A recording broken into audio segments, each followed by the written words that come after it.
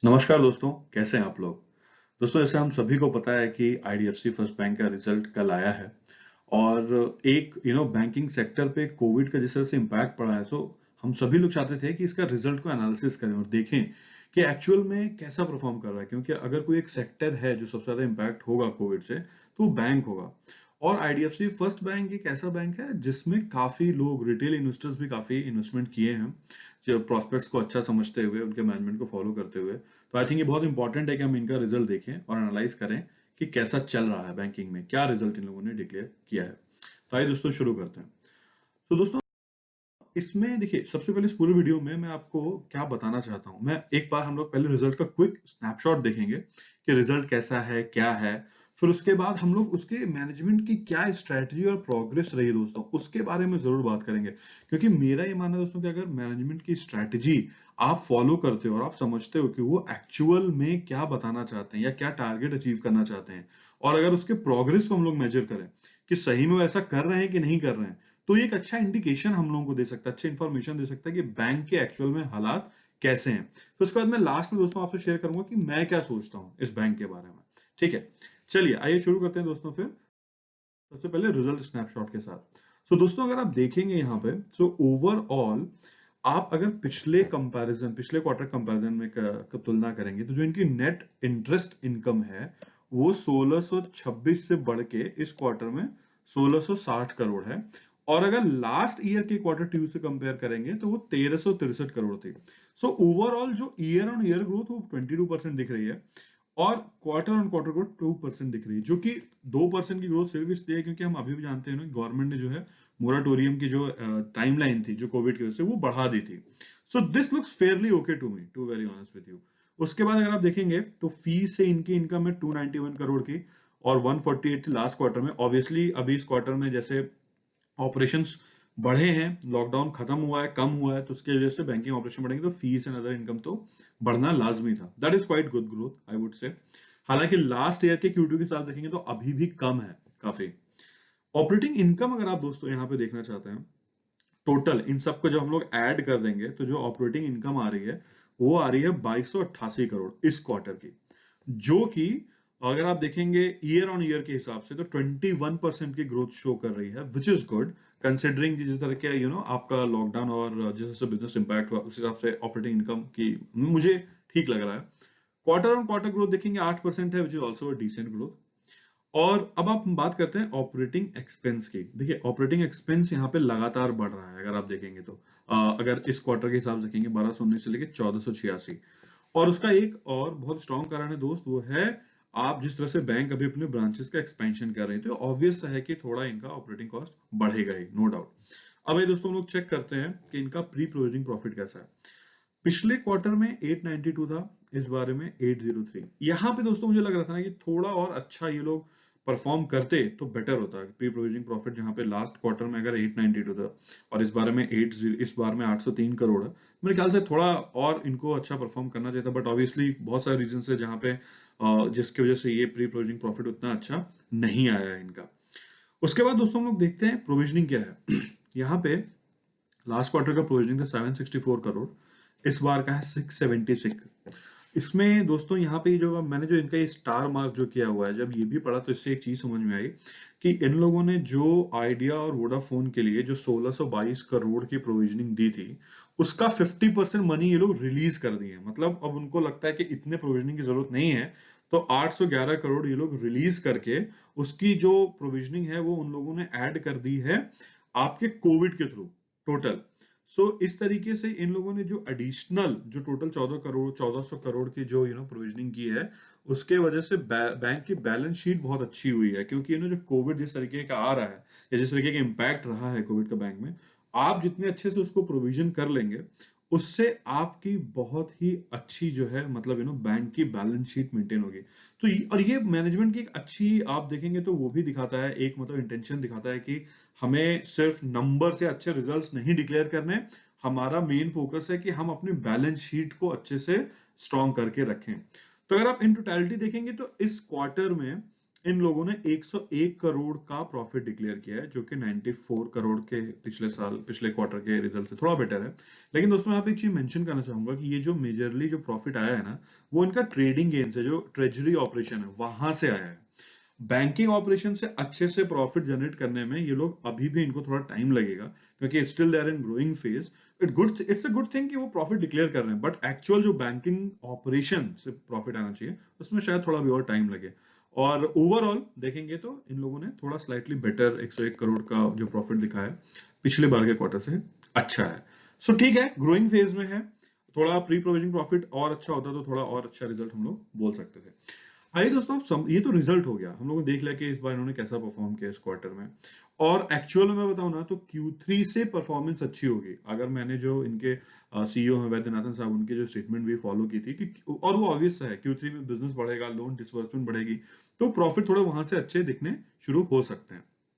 आइए quickly check करते हैं दोस्तों कि मैनेजमेंट स्ट्रेटजी क्या है इनकी। देखिए, ये समझना इसलिए जरूरी है ना, कि अगर आप किसी भी बैंक, कोई भी कंपनी को अगर आप एनालाइज कर रहे हो, देखना चाहते हो कि कैसा काम कर रही है, कैसा नहीं कर रही है, तो उनके मैनेजमेंट की कमेंट्री समझिए, उनकी स्ट्रेटजी समझिए कि एक्चुअली में उनका विजन क्या है उस कंपनी को आगे लेके जाने की, चाहे वो बैंक हो या कोई भी कंपनी हो।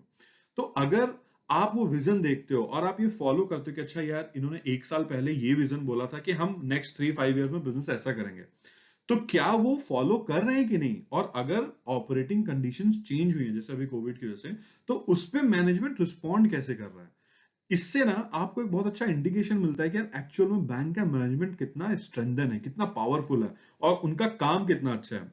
और जैसे इसमें वी वैद्यनाथन, जो कि बहुत अच्छे मैनेजमेंट सीईओ, बहुत अच्छे सीईओ माने जाते हैं, तो ये हम लोग को एनालिसिस करना चाहिए कि जो उनकी एक स्ट्रेटजी जिन्होंने मर्जर के टाइम डिक्लेयर की थी 5 साल के लिए, उसमें 2 साल ऑलरेडी लगभग हो चुके हैं, तो एक्चुअल में ये क्या किए हैं अभी तक, कैसा उस पर काम कर रहे हैं स्ट्रेटजी की तरफ, तो हम लोग वो चेक करेंगे दोस्तों यहाँ पे। मेनली बैंक ने देखिए 3 कैटेगरी में अपनी स्ट्रेटजी डिवाइड किया, एक एसेट से रिलेटेड में, दूसरा इनके जो कासा और उससे डिपॉजिट के रिलेशन में, और तीसरा कि उनकी इनकम कैसे हो रही है, मतलब नेट इंटरेस्ट मार्जिन और इनकम, और ब्रांच का एक्सपेंशन। ये 3 उनकी ब्रॉड कैटेगराइजेशन उनके पूरे कैटेगरी की। तो आइए हम लोग समझते हैं कि दोस्तों इन लोग स्ट्रेटजी में कैसा, टारगेट क्या था और परफॉर्म कैसा कर रहे हैं। देखिए, अब जो इनकी स्ट्रेटजी, जो पहला ब्लॉक था जहां मैं एसेट्स की बात कर रहा था, इन लोगों का टारगेट ये था कि during the time of merger, जब 31 दिसंबर 2018 को जब कैपिटल फर्स्ट और आईडीएफसी बैंक का मर्जर हुआ, उस समय रिटेल लोन एसेट था 36,000 करोड़ का, 36,000 करोड़ का। इनका टारगेट था कि अगले 5 साल में हम लोग रिटेल की जो लोन ग्रोथ है, जो एसेट ग्रोथ है, उसको 1 लाख करोड़ तक लेके जाएंगे next 5 year. It means 2023, by the end of 2023। अभी बैंक ने और क्या टारगेट अपने लिए प्लान किया था कि जो इंफ्रास्ट्रक्चर का लोन है, देखिए इंफ्रास्ट्रक्चर का लोन सभी को पता है बहुत प्रॉब्लम में चल रही थी, और जिसकी वजह से काफी बैंक अब वहां से हटना चाहते हैं। तो इन्होंने भी ये किया था कि अगले 5 साल में ये जो है इसको जीरो कर देंगे, इंफ्रास्ट्रक्चर लोन जीरो, 22,000 करोड़ से नेक्स्ट 5 ईयर, मतलब अब नेक्स्ट 3 ईयर्स तक में उसको जीरो कर देंगे। ये बहुत अच्छा प्लान है इनका। उसके बाद दोस्तों फिर यहाँ पे इन लोगों ने भी दिखा था कि जो होलसेल बिजनेस है, जो होलसेल बैंकिंग का काम है, उसको ये लोग रिड्यूस करके ना 56,000 करोड़ से 40,000 करोड़ तक लेके आएंगे बाय मार्च 2020। और उसके बाद फिर वो अपॉर्चुनिटीज के ऊपर होलसेल बैंकिंग में काम करेंगे। ये इनका मेन टारगेट था। दूसरा एक टारगेट था दोस्तों की, देखिए यहाँ पे, कि जो रिटेल बुक कॉम्पोजिशन था ना, वो उनका 34% था केवल, किस टाइम पे, 2018 के टाइम में। उसको वो लोग 70% तक लेके जाना चाहते हैं इन नेक्स्ट 5 ईयर। ये 5 ईयर पीछे दिख नहीं रहा दोस्तों स्क्रीन पे, बट वो नेक्स्ट 5 ईयर का है। ग्रॉस यील्ड एक्सपेंशन का मतलब ये था दोस्तों कि जो इनके लोन से जो रिटर्न जनरेट हो रहा है, वो एटलीस्ट इनका जैसे 9.4% था उस टाइम पे, इनका टारगेट था कि 12% तक लेके जाएंगे। इसका मतलब ये हुआ दोस्तों कि जैसे अभी ये 7% हम लोगों को, जो आपके रिटेल डिपॉजिट है ना, उनको सेविंग अकाउंट पे 7% देते हैं रिटर्न, ठीक है। और ये कह रहे हैं कि लोन जो हम बांटेंगे उससे एटलीस्ट हम 12% तक जनरेट करेंगे, सो दैट निम है उनका, जो नेट इंटरेस्ट मार्जिन है, वो 5% का हो जाएगा। कैसे, 12 - 7। हालांकि इन लोगों ने इसको गाइड करके आगे चेंज किया है, और वो 13.5% पे टारगेट दिया है। तो ये इनका कैटेगरी 1 की स्ट्रेटजी थी। आइए चेक करते हैं दोस्तों कि इन्होंने इस पे परफॉर्म कैसा किया है। देखिए, बेसिकली अगर आप इनके एसेट कैटेगरी में जो इनकी स्ट्रेटजी थी, वो बहुत ही अच्छे तरीके से इन लोगों ने यहाँ पे परफॉर्म किया दोस्तों। और जो कि रिटेल कॉम्पोजिशन जो इनके लोन की जो लगभग 35% थी दोस्तों eight the time of merger, वो इस समय बढ़ के 56% हो गई है। ये 56% है। This is a huge jump, huge jump. Interesting चीज दोस्तों क्या है ना कि देखिए किसी भी मैनेजमेंट क्या स्ट्रैटेजी के बनाना और उस पर अमल करना, उसको फॉलो करना।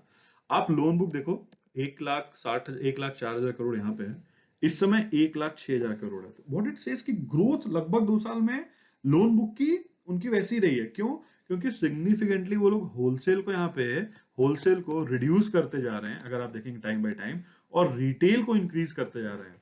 ओवरऑल आज के समय पे इनकी, अगर जो इन लोगों ने कुछ बाई आउट किए थे रिटेल लोन एसेट, वो अगर हम कंबाइन कर लें तो ओवरऑल 63% है इनकी लोन बुक। तो जो उन्होंने टारगेट किया था दोस्तों, अगर आप देखेंगे लास्ट स्लाइड में, जो लोगों ने टारगेट किया था, वो टारगेट किया था 70% of total loan book should be from retail section in next 5 years। 2 साल में ही वो लोग 63 तक पहुंच चुके हैं। तो आई थिंक काफी अच्छा यहाँ पे वो अपनी स्ट्रेटजी को एग्जीक्यूट कर रहे हैं।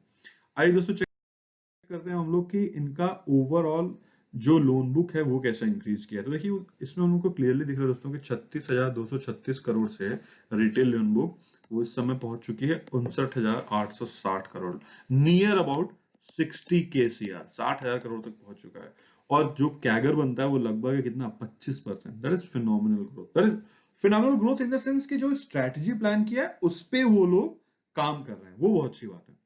दूसरा ये हम लोग करते हैं दोस्तों कि जो इनका एक प्लान था कि होलसेल लोन को हम डिक्रीज करेंगे 56,000 करोड़ से लेके और नीचे तक लेके आएंगे इसको काफी, वहां पे कैसे प्लान कर रहे हैं। तो देखिए उसको ये लोग काफी अच्छे से प्लान करते हुए 36,000 करोड़ तक लेके आ चुके हैं। इनका जो टारगेट है वो 22,000 करोड़ तक लेके आए। तो डिक्लाइनिंग फेज में चाहते हैं कि होलसेल कॉर्पोरेट लोन थोड़ा कम हो, क्योंकि जो ट्रस्ट है वो रिटेल लोगों पे ज्यादा है, उनकी जो मार्जिन भी रिटेल पे काफी ज्यादा है, होलसेल पे मार्जिन भी काफी कम होता है। तो ये भी एक अच्छा यहाँ पे इन लोगों ने प्रोग्रेस दिखाया है।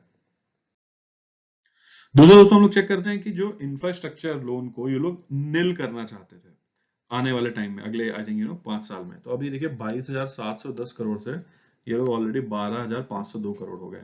तो इस स्ट्रेटजी पे लोग काम कर रहे हैं अच्छे से, जहां पे ये लोग एसेट्स को बेच रहे हैं, जहां पे अपने आप को इंफ्रास्ट्रक्चर लोन से पूरा का पूरा मार्केट से अपने आप को आउट कर रहे हैं, बिकॉज उनको वो रिस्की लगता है। So again good work by management, good operation here. उसके बाद दोस्तों देखिए इनकी सेकंड स्ट्रेटजी क्या थी। सेकंड स्ट्रेटजी थी कि कासा हमको इंक्रीज करना है और नंबर ऑफ ब्रांचेस भी इंक्रीज करना। ऑब्वियसली अगर आप बैंक को एक्सपेंशन करना चाहते हो तो कासा इंक्रीज करना पड़ेगा और ब्रांचेस भी इंक्रीज करनी पड़ेगी। देखिए आइए क्विकली समझते हैं दोस्तों कि कासा क्यों इंक्रीज करना पड़ेगा। देखिए कासा दोस्तों क्या होता है ना, current account and saving account, जो आप और मेरे जैसे लोग या जो कोई बिजनेस अकाउंट भी ओपन करते हैं, उनके पैसे जो हम उनके बैंक में डालते हैं, आईडीएफसी बैंक में डालेंगे, इनका जो कॉस्ट ऑफ फंड है ना वो बहुत कम हो जाता है। क्योंकि अगर ये कहीं मार्केट से पैसे रेज करते हैं ना, तो नॉर्मली वो 8%, 9%, 10% पे रेज होता है। और अगर सोचिए हमारे आप जैसे आदमी इनके बैंक में पैसे डिपॉजिट करते हैं, जिनको सिर्फ 7% इंटरेस्ट देते हैं, और उसके बाद वो लोग लोन जब 12 से 13% में बांटते हैं, तो 5-6% का मार्जिन इनका यही बन जाता है। और कासा का जो फंड है ना, ये फंड काफी स्टेबल माने जाते हैं, ये बहुत ही स्टेबल फंड्स माने जाते हैं। हम लोग जो फिक्स डिपॉजिट कर देंगे या नॉर्मल, तो बहुत ज्यादा उसमें से पैसे नहीं है कि ऐसे हम लोग रेगुलर निकाल के हटा ही देते हैं। तो इसलिए CASA, current account, saving accounts का ग्रोथ बहुत इंपॉर्टेंट है किसी भी बैंक को स्टेबलाइज करने के लिए। कॉस्ट ऑफ फंड बहुत कम हो जाती है, उनका प्रॉफिट मार्जिन अच्छे से बढ़ जाता है। तो इनका टारगेट ये था दोस्तों कि eight the time of merger ये 8.68% था इनका कासा रेशियो। इनका टारगेट ये था कि नेक्स्ट 5 ईयर में हम लोग जो है कासा रेशियो, रेशियो मतलब क्या होगा, टोटल डिपॉजिट जितना इनके पास है उसमें से एटलीस्ट कासा 30% होना चाहिए विद इन 5 ईयर। और नेक्स्ट इनका जो है मतलब 5 साल का टारगेट, फिर उसके बाद की जो टारगेट था कि वो 40 से 50% तक ले जाएंगे। ये इनका कासा ग्रोथ प्लान था। डाइवर्सिफिकेशन में ये इनका प्लान था दोस्तों कि जैसे मैंने बताया कि जो रिटेल टर्म डिपॉजिट है, मतलब कासम जैसे मैंने बोला ना कि सभी लोग आ जाते हैं, मतलब आपकी कंपनियां जो बिजनेस करती हैं वो भी आ जाती हैं। तो जो रिटेल टर्म डिपॉजिट है वो लेके जाना चाहते हैं 50% तक इन नेक्स्ट 5 ईयर, और उसके आगे 75% की इनकी ट्रैजेक्टरी है। इस गोल का मतलब ये था दोस्तों कि अगर मान लीजिए जैसे कोई यहाँ पे ये टारगेट कर रहा है, मान लीजिए जैसे मैंने क्या, इसका मतलब समझिए 50% in next 5 year, it means कि अगर आईडीएफसी के पास 100 रुपए के टोटल डिपॉजिट हैं, तो नेक्स्ट 5 ईयर के इनके बैंक ऑपरेशन ऐसा होना चाहिए कि उसमें से जो 50 रुपए हो ना, वो रिटेल के लोगों का टर्म डिपॉजिट हो, एफडी में हो, किसी भी तरीके के 50%, ये है इनका टारगेट। फिर ब्रांच एक्सपेंशन था दोस्तों इनका, कि जब मर्जर हुआ था ना तब 206 ब्रांच थे, और उसका इन्होंने टारगेट किया कि नेक्स्ट 5 ईयर में 600 से 700 ब्रांच हम लोग प्लान करेंगे, खोलेंगे। ये इनका टारगेट था। आइए देखते हैं इस टारगेट पे इन लोगों ने कैसा काम किया। तो दोस्तों ये मुझे देख के बहुत ही मतलब अच्छा लग रहा है यहाँ पे कि जो कासा, जो इनका जो मतलब रिटेल जो डिपॉजिट था, core deposit, retail CASA and retail time deposit, वो at the time of merger 27% था टोटल डिपॉजिट का। इस समय वो 72% है। ये स्क्रीन के पीछे छुप गया, 28 माइनस कर देंगे 100 में से, 72% पहुंच गया है retail deposit. That is a very good plus, very good plus. मतलब मैंने बोला ना कि कितना स्टेबलाइज हो जाता है अगर आपका कासा अच्छे से इंक्रीज कर रहा है। तो ये यहाँ पे इन लोगों ने काफी अच्छी ग्रोथ दिखाई दोस्तों, जो कि 38,000 करोड़ थी eight the time of merger Kasa deposit, वो इस समय लगभग 70,000 करोड़ रुपए है। तो जो ओवरऑल डिपॉजिट का जो शेयर है रिटेल का कासा, वो बढ़ गया 72%, which is a very good growth जो इनका टारगेट किया है उस हिसाब से। उसके बाद देखते हैं दोस्तों आगे एक्चुअल में इसका मतलब क्या है। देखिए इसका मतलब ये दोस्तों कि पिछले 2018 दिसंबर से लेके अभी तक की जो कासा डिपॉजिट की जो ईयर ऑन ईयर ग्रोथ रही है वो 142% तक की है। ये देखिए इस अभी तक जो इनका वो 30,000 करोड़ तक की जो कासा की ग्रोथ है। तो ये काफी अच्छा बैंकिंग ऑपरेशन यहाँ पे वो इंडिकेट कर रहा है कि they are doing good in terms of their target जो उन्होंने अचीव करना चाहते थे यहाँ पे। So that's quite cool. पिछले क्वार्टर के हिसाब से देखेंगे तो 28% की ग्रोथ है, which is obviously quite a good growth in terms of CASA. अब देखिए कासा रेशियो की बात आई। मैंने क्या बोला, देखिए कासा क्या था कि ओवरऑल डिपॉजिट या जो टर्म डिपॉजिट, सब डिपॉजिट मिला के ये जो था इनका, वो हम उसके बारे में भी चर्चा कर रहे थे। अब देखिए यहाँ पे देखिए कासा प्लस टोटल डिपॉजिट, इनका टारगेट है नेक्स्ट 5 ईयर में, इनका टारगेट था कि वो 50% तक लेके जाए, और उसके बाद ये 75% के ट्रेजेक्टरी पे जाना चाहते थे। तो देखिए पिछले 2 साल में ही 8.68% से ये लोग 40% पे ले आए, जो कि टारगेट ये सोच रहे थे आइडली की 3 से 5 साल तक में पूरा होगा। ऑलमोस्ट दे आर देयर, जहां पे वो लोग मतलब 40% का टारगेट वो लोग अभी अचीव कर लिए। So it's a very good growth friends, because उससे क्या फायदा होगा ना, जैसे जैसे आपका कासा बढ़ेगा तो इन लोगों को सर्टिफिकेट डिपॉजिट, मतलब जो लोग कॉर्पोरेट से पैसा उठाते हैं बैंकिंग ऑपरेशन के लिए, वो उनको नहीं लेना पड़ेगा। तो उनकी डिपेंडेंसी मार्केट के पैसे पे कम हो जाएगी, और उनकी बैंक की हेल्थ, बैलेंस शीट, सब कुछ बहुत अच्छे से इंक्रीज होगा यहाँ पे। So again, it's a quite a good work in this space also. Branches की अगर हम लोग बात करें दोस्तों, तो देखिए जब मर्जर हुआ था ना तब इनके नंबर ऑफ ब्रांचेस थे 2006। उसके बाद इन लोगों ने टारगेट किया था कि नेक्स्ट 5 ईयर में ये लोग 500 टू 600 टू 700 तक की ब्रांचेस ओपन करेंगे।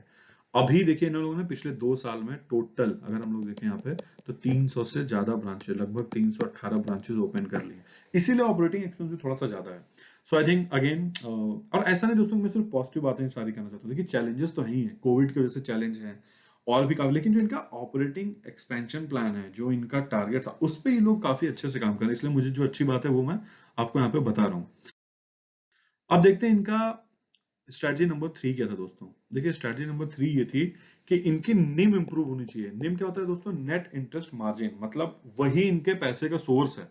जो बैंक प्रॉफिट डिक्लेयर करती है ना, वो निम के वजह से ही करती है। अगर उसने मार्केट से या हमसे आपसे पैसे लिए 7% में, लोन बांटा 13% या 12% में, तो जो डिफरेंस है 5% 4% का, वही इनका निम है। तो वो जितना अच्छा होगा, जितना ज्यादा होगा, उतनी अच्छी बैंक की ऑपरेशन उतनी अच्छी होगी। तो इनका एक टारगेट था कि नेक्स्ट 5 ईयर में ये लोग निम को 5 से 5.5% तक लेके जाए। ये इनकी स्ट्रेटजी की टारगेट थी। एसेट क्वालिटी में दोस्तों ये लोग बोलना चाह रहे थे कि जो एसेट क्वालिटी का मतलब होता है दोस्तों, यहाँ पे हम एनपीए और जीएनपीए, इन सब चीजों की बात कर रहे हैं। एनपीए आपको पता है, मतलब Vijay Mallya, Nirav Modi, everything you know guys. So उसके रिलेशन में बात कर रहे थे यहाँ पे। तो वो एसेट क्वालिटी भी अच्छी करना चाहते थे, कम से कम एनपीए हो। आइए देखते हैं ये लोग कैसा काम कर रहे हैं अभी यहाँ पे। देखिए तो जब इनका मर्जर हुआ था तब निम था 2.89%, अभी है 4.57%, 4.5। Once again I think it's quite a good work, quite a good growth here. देखिए इन्होंने लिखा हुआ है कि as per our earlier guidance we take it, we want to take it to 5.5%, और जो कि बहुत ही कॉन्फिडेंट है कि वहां तक और पहुंच भी जाएंगे। देखिए जिस बैंक में रिटेल ऑपरेशन बढ़ने लगता है ना, वहां पे निम ऑटोमेटिकली बढ़ने लगता है। और इसीलिए जो भी सक्सेसफुल बैंक है, देखिए एचडीएफसी बैंक या अदर बैंक, उनकी रिटेल कासा स्ट्रांग इतनी है कि उनको बाहर से फंड लेने की जरूरत ही नहीं पड़ती। और वो सेविंग इंटरेस्ट एचडीएफसी आज के टाइम में कितना रहता है, 3%, 4%। तो उनको लो तो उनकी जो वैसे ही निम काफी अच्छे से बढ़ जाती है। सो ये एक अच्छा इनका इंडिकेशन है यहाँ पे भी कि 2.89% से ये लोग 4.7 तक निम ले आए। बहुत इजीली ये लोग 5.5 तक ले जाएंगे। I think probably may be in next 5 to 6 quarter में उनको ये टारगेट मिल जाना चाहिए। उसके बाद देखिए दोस्तों, एसेट क्वालिटी, ये बहुत इंपॉर्टेंट वर्क है। ये मेरे स्क्रीन के पीछे यहाँ पे छुप गया फ्रेंड्स, बट ओवरऑल अगर आप देखेंगे ना, तो यहाँ पे ये बताना कि जो टोटल इनका जो जीएनपीए है इस समय 1.62% है, और जो नेट एनपीए इस समय 0.48% है लगभग, जो मेरे ये फोटो के स्क्रीन के पीछे छुपा हुआ। ये दोस्तों ना देखिए, ये one of the lowest NPA है इस समय पूरे बैंकिंग इंडस्ट्री में, इंडिया के वन ऑफ द लोवेस्ट 0.48%। और देखिए मैनेजमेंट की ईमानदारी इसमें यहाँ पे मैं डेफिनेटली मेंशन करना चाहूंगा कि इन लोगों ने लिखा है कि अभी as per directive of supreme court, जो कि मोराटोरियम इन लोगों ने एक्सटेंड किया था टाइमलाइन, इसलिए उस पे इन लोगों ने इस फिगर में यहाँ पे इंक्लूड नहीं किया है। बट अगर उसको इंक्लूड करें तो करेंटली ओवरऑल जो उनका ग्लोब जो ग्रॉस एनपीए 1.87% है, और नेट एनपीए 0.6% है। अगर नेट एनपीए आपका 1% से कम रहता है दोस्तों, तो ये बहुत ही एक्सीलेंट माना जाता है बैंकिंग इंडस्ट्री में। So I think again they have manage to do this quite well. आइए अब चेक करते हैं दोस्तों कि मेरा ओपिनियन क्या है इस पूरे क्वार्टर जो रिजल्ट आया, और अभी जो बैंक की स्ट्रेटजी जो इन लोगों ने 2 साल पहले बनाई थी और वहां पे अभी तक कैसे पहुंचे। देखिए दोस्तों, मेरा ये मानना है कि जो क्वार्टरली रिजल्ट इन लोगों ने पोस्ट किया ना, वो एक्सपेक्टेड था मेरे हिसाब से। जितना मैं एक्सपेक्ट कर रहा था वैसे ही था। थोड़ा सा अगर प्री प्रोविजनिंग प्रॉफिट और बढ़ता और अच्छा होता तो थोड़ा मुझे और अच्छा लगता है कि प्री प्रोविजनिंग प्रॉफिट थोड़ा सा ये लोग अच्छा कर सकते हैं। ऑब्वियसली थोड़ा ऑपरेटिंग एक्सपेंस बढ़ा है तो वो कम हो गया, बट वो एक पॉइंट था। देखिए एक चीज बहुत अच्छी लगी कि management is very committed and serious about the strategy that they have forge out 5 years back. 5 साल 2 साल पहले जो लोगों ने स्ट्रैटेजी बनाई थी फॉर नेक्स्ट 5 years, उसके लिए लोग बहुत सीरियस और काम कर रहे हैं, बहुत अच्छे से काम कर रहे हैं, टारगेट अचीव कर रहे हैं। तो ये मुझे काफी अच्छा लगा। ओवरऑल देखिए बैंकिंग ऑपरेशन काफी अच्छे से इंप्रूव हुई है। मतलब 206 ब्रांच से 2018 के एंड में आज इनके 500 से ज्यादा ब्रांच हो गए हैं। तो that shows quite a good commitment and growth in the banking operations. फिर उसके बाद देखिए दोस्तों, रिटेलाइजेशन ऑफ बैंक, कॉर्पोरेट बैंक से, आईडीएफसी से हम सबको पता है ना, before merger it was a corporate and wholesale lending bank. जब से मर्जर हुआ उसके बाद से इन्होंने जो रिटेलाइजेशन किया है बैंक का, वो बहुत अच्छा किया है। रिटेल की जिस तरह से कासा ग्रोथ हुई है, 60% तक पहुंच गए हैं, कासा रेशियो 40% तक पहुंच गया है, उसके हिसाब से इन लोगों ने काफी अच्छा काम किया है। हाँ, यहाँ पे थोड़ा सा जो मतलब एक ध्यान देने वाली बात यह है कि अभी तक के जितने प्रॉफिट आए ना, वो ट्रेजरी ऑपरेशन से आ रहे हैं। और मैं समझ रहा हूँ कि देखिए बैंक्स अभी भी फाउंडेशनल फेज में है, अभी भी अपना फाउंडेशन बना रहे हैं, और कोविड की वजह से डेफिनेटली थोड़ा उसमें डेंट हुआ है। तो इनको एक्चुअल ग्रोथ होने में, बैंकिंग ऑपरेशन से जो प्रॉफिट होने में थोड़ा समय और लग सकता है। But good thing is that कि इन्होंने प्रॉफिट तो पोस्ट किया है कम से कम। सो इनको थोड़ा फोकस करना चाहिए कि बैंकिंग ऑपरेशन से थोड़े प्रॉफिट आए, that would be good thing. दूसरा, एट लास्ट दोस्तों, जैसे मैंने कहा कि bank is still in growing phase, और 3 से 4 साल के अंदर मुझे लगता है कि बहुत स्ट्रॉन्ग प्रोस्पेक्ट हो सकता है। तो ऑब्वियसली हम इन्वेस्टमेंट, जो लोग लॉन्ग टर्म इन्वेस्टमेंट करना चाहते हैं, जिनके पास इतना टाइम होरिजन है, वो धीरे धीरे, मतलब मैं तो यही अप्रोच फॉलो कर रहा हूँ अपने लिए। और ये कोई रिकमेंडेशन या वैसी कॉल नहीं। हाँ, एक मैं डिस्क्लेमर दोस्तों में देना चाहता हूँ कि मैं इसमें इन्वेस्टेड हूँ, और मैं बहुत पहले से इन्वेस्टेड हूँ। मैं वी वैद्यनाथन सीईओ साहब को भी, इनको बहुत फॉलो करता हूँ, एडमायर करता हूँ, ये क्या कैसे ऑपरेशन कर रहे हैं, क्या स्टेटमेंट दे रहे हैं। तो ये एक डिस्क्लेमर है, बाकी आपकी मर्जी, आप, ये कोई रिकमेंडेशन है, सेल कॉल नहीं, ये जस्ट एनालिसिस है। और मैं ये सब बातें आपको इसलिए बता रहा हूँ ना कि ये मेरी तरह आप भी इस तरीके की चीजों को देख सकते हैं, एनालिसिस करते हैं। अगर टाइम है तो, नहीं है तो आप मेरे वीडियो को देखिए, उसको फॉलो करिए, उसमें आपको शायद यूजफुल इंफॉर्मेशन मिले यहाँ पे। तो दोस्तों ओवरऑल जो एक्सपेक्टेशन था इस क्वार्टर में वैसा ही है। थोड़ा इनको प्री प्रोविजनिंग प्रॉफिट पर और ध्यान देना चाहिए, आ जाए तो बहुत अच्छी बात है। बाकी Q3 से हम एक्सपेक्टिंग की चीजें और अच्छी होंगी। और मुझे लगता है bank is still under foundational phase, जहां पे फाउंडेशन बना रहे हैं। 3 से 4 साल में बैंक बहुत ही अच्छा परफॉर्म करना चाहिए, ऐसा मुझे लगता है। सो दोस्तों आज के लिए इस आईडीएफसी फर्स्ट बैंक के लिए इतना ही। और मैं आपसे रिक्वेस्ट करूंगा दोस्तों कि प्लीज मेरे चैनल को लाइक करिए, सब्सक्राइब करिए। वो एक मोटिवेशन मिलता है जो भी हम लोग इसके पीछे वर्क करते हैं। और अगर शेयर करेंगे वीडियो तो और भी अच्छी बात है। आज के लिए दोस्तों इतना ही। Thank you, take care and happy investing.